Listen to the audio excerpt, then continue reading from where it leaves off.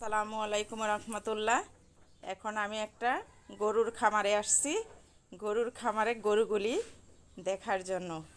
সকালবেলায় গরুগুলোকে গোসল করানো হয়ে গেছে, গরুর গা থেকে গরম দুয়া বের হচ্ছে। শীতকাল, সকাল সকাল মানুষ গোসল করুক আর গরুকেই গোসল করানো হোক, শরীর থেকে দুয়া উঠতে থাকে। এই যে শরীরের দুয়া দেখা যাচ্ছে। সকালবেলা গরুকে গোসল দিয়ে তারপর দুধ দোয়ানো হয়।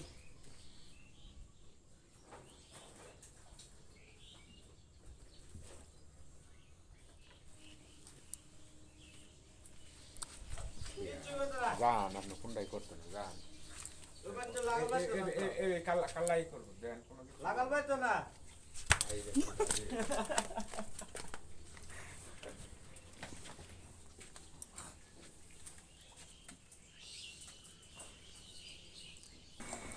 এই যে গরুকে খাবার দেওয়া হয়েছে সকালবেলা, সবুজ ঘাস খাচ্ছে সবগুলি গরু।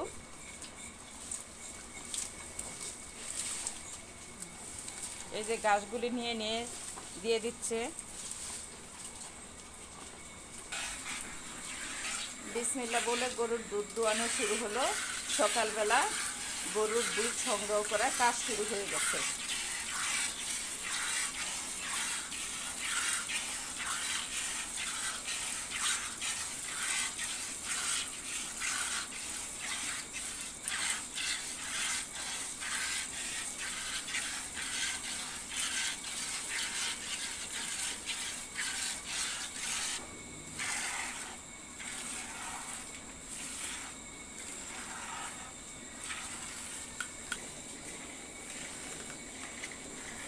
দেখেন দুধ দোয়ানোর টেকনিক, হাতে কিভাবে গরুর দুধ দোয়ায়।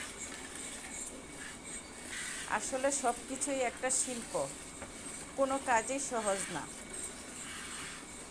মাশাল্লাহ, আলহামদুলিল্লাহ, দেখতে দেখতে এখানে 4 থেকে 5 লিটার দুধ দোয়ানো হয়ে গেছে একটা গাভী থেকে।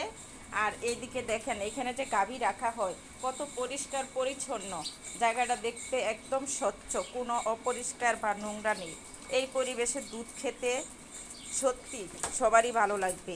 আর আশা করি যারাই এখান থেকে দুধ নেবেন, স্বচ্ছ সুন্দর পরিবেশ দেখে দুধ নিয়ে যাবেন। ভাই আমার লাঠি দিব?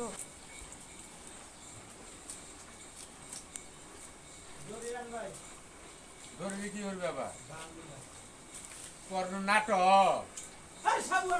আর এই গরুটা হলো একটু তেজি গরু, যার জন্য এটাকে একটু আলাদা রাখা হয়েছে। এটার রাগ বেশি, তাই এটাকে আলাদা খাবার দেওয়া হয়েছে।